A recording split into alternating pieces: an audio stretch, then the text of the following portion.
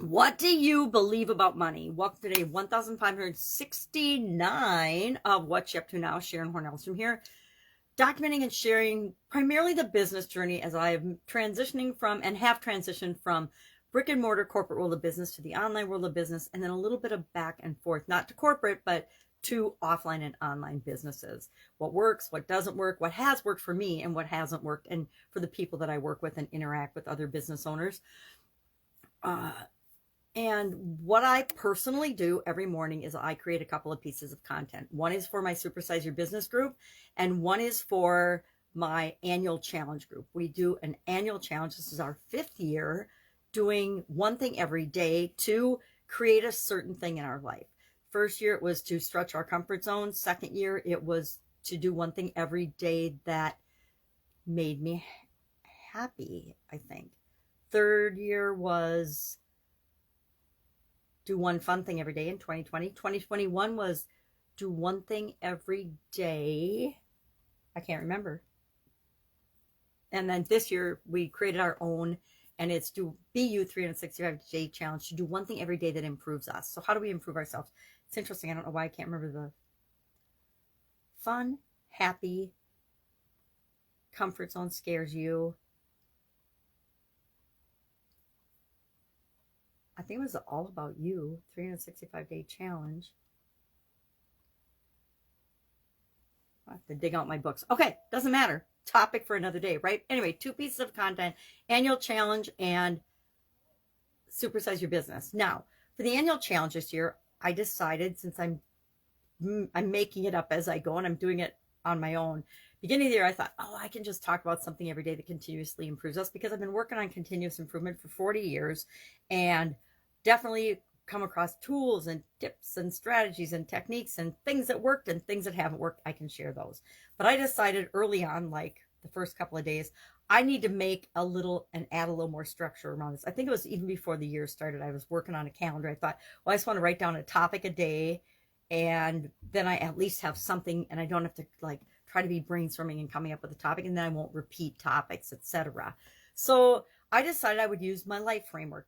It's not my life framework. I didn't make it up. It's a framework that I learned decades ago from Tony Robbins and Jim Rohn, and probably Bob Proctor uses a life framework, and Jack Canfield. All the gurus have their own life framework, right? How they set their goals and objectives, how they organize and frame their life to create the life that they want. And the one I adopted a long time ago, and I just have tweaked and made it my own over the years, is it was originally 7 areas and aspects of our life, and I added 2 in 2021 because I thought they were foundational, and I was doing some coaching and getting some coaching in that area. So why not add them to my goals and objectives and all the other things that I plan my year around? So physical, mental, emotional, spiritual, financial, relationships, and contribution are the original 7. And then last year I added, confidence and communication for the 9. Didn't mean to flip anybody off. So we're doing the annual challenge based around that. This month we're on financial. We did physical, mental, emotional, spiritual, and now we're on financial. And then next month we'll do relationships, and then contribution and communication and confidence.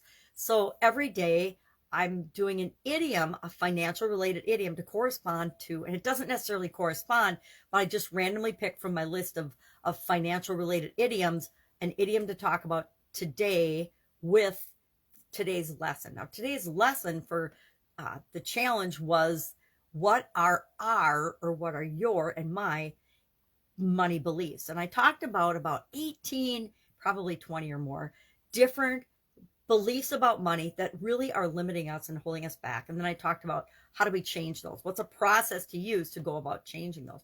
We're just sharing one belief that we have right now about money, whether it's a good or bad, a positive or negative, whether it's moving us in the direction we want to go or not. We just are sharing that for the challenge.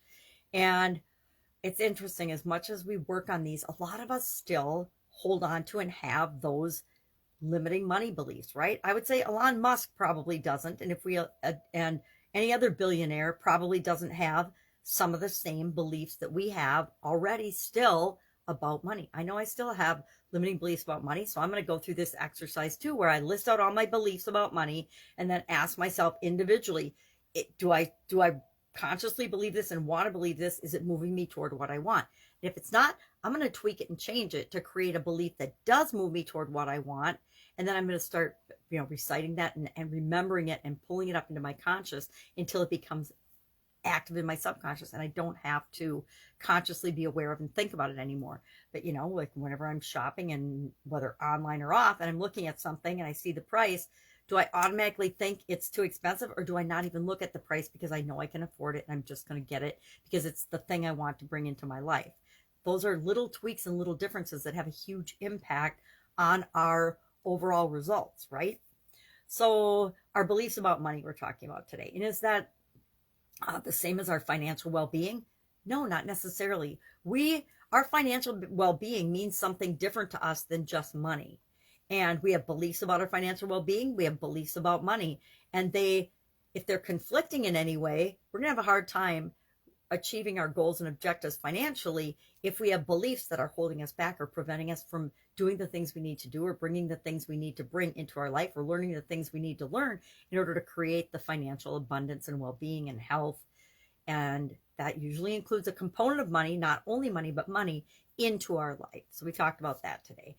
Our idiom for supersize your business was time is money. And I just talked about how the older I get, the more I realize how valuable time is. And I think it's maybe because we start to feel like we're running out. The older we get, we know that we have less and less time on the planet, and less time to achieve our goals and objectives in any area of aspect of our life, not just with respect to money. But money makes it easier to do the things we want to do in our life. And then talked about how we invest our time and what we put our time and energy into impact supersizing and growing our business. Those are 2 pieces of content I create first thing in the morning. Challenge I'm participating in. I missed yesterday. I got to figure out how to fit that back into my life. We had some changes and some challenges that happened. And so I had to deal with those and move my schedule around. That happens a lot, right? Life gets in the way. Life happens. So we try to build flexibility into our schedule. And I realized being booked 60 days out might have my schedule a little too rigid. And so I need to put a little bit more moving forward flexibility into that. I go through phases where I schedule really rigidly, and then I loosen it up, and then I tighten it and loosen it based on what's going on and what my goals and objectives are for the time period. And in the summer, I like to loosen my schedule up more anyway, so I have more free time to do and get outdoors and take care of myself, etc.